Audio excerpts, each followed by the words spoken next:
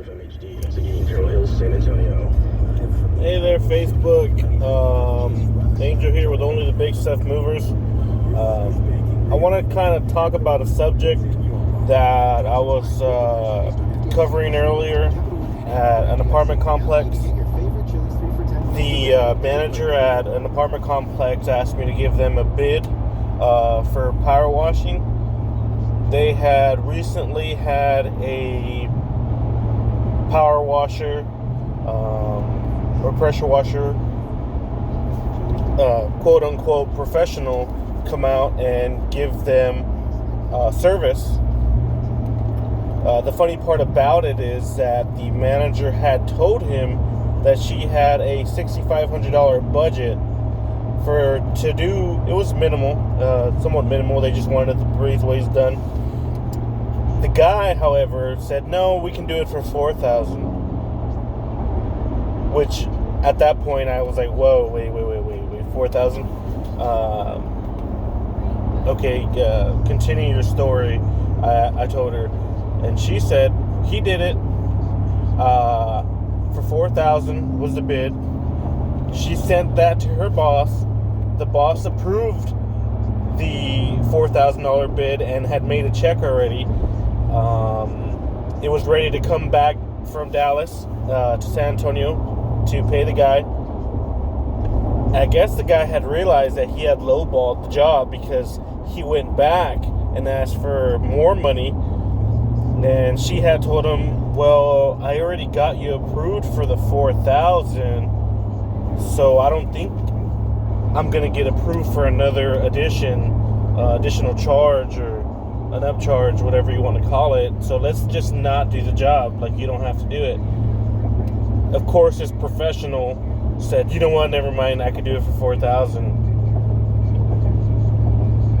And that should have been a red flag. Like, this guy wants to jump on this job for $4,000.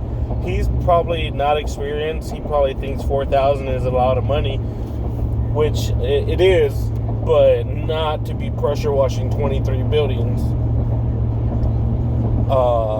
Turns out the guy went by himself every day for several months to pressure wash this complex, and he did a horrible job. I told her it's probably because he found out that he underbid.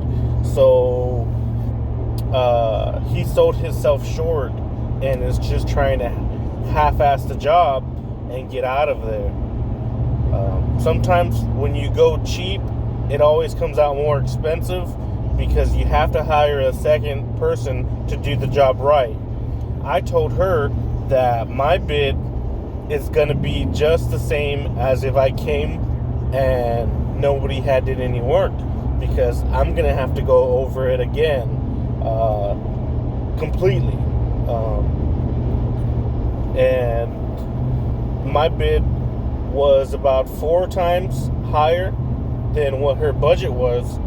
And that's when I told her that this professional, so-called professional, needs to learn, and this goes for everybody. If you have a business, don't sell yourself short. Don't promise something that you're not going to be able to keep, or it's going to stress you out. Especially selling yourself short. You're going to realize that you're going to have to come out of pocket. You're not going to be able to pay any help, and you're going to be stuck making $4,000 on this job that's going to take you 3 or 4 months by yourself. So you need to learn how to say no. Learn how to say no to a job and let them know I have to politely decline the service for me to provide you a service, because $6,500 is just not gonna cut it. I have labor, I have insurance, I have a lot of overhead, and $6,500 is just not gonna cut it. This is gonna be my price. It is 4 times of your budget, but it's getting it done right, and it's getting it done right on the first attempt. You're not going to have to hire another moving company. You're not going to have to stress yourself out going back and forth with your boss, this professional, and yourself. They've been dealing with it for about a month already, and they just wish they never went with that guy. The point of the story is learn how to say no to a job, especially if you're going to end up selling yourself short. You're going to pretty much stress out all the parties, yourself included, and that business is not going to call you back anymore. So she loved everything that I said. She made me give her a quote just for one building. She wants to be able to show this professional what another businessman or another professional moving company, pressure washing company can do. I told her a pressure washing company should be able to clean your property better than you can, because she stated that she can go with the small pressure washer that she has and clean the building just to make it move and ready and make it look presentable for the customers that she brings through for a walkthrough. She does that herself, or her maintenance guys do it, and it looks way better than what this professional pressure washer did. I was like, well, that doesn't make sense. You just hired some professional pressure washer and they did a job that you could have done way better yourself. That's like, it shouldn't be that way. Just remember, guys, that cheaper is not always better. And for those that are trying to start a business, any kind of service that you offer, don't sell yourself short. Learn how to say no. You'll get a better job down the road, one that you don't stress out about. I told her my price includes more than one guy, of course. They're not in a rush, so I don't have to hire so many people. It could be 3 to 4 guys per building, not just one person.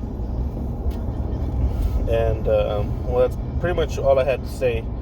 So don't sell yourself short when you start a business. Don't promise something that you can't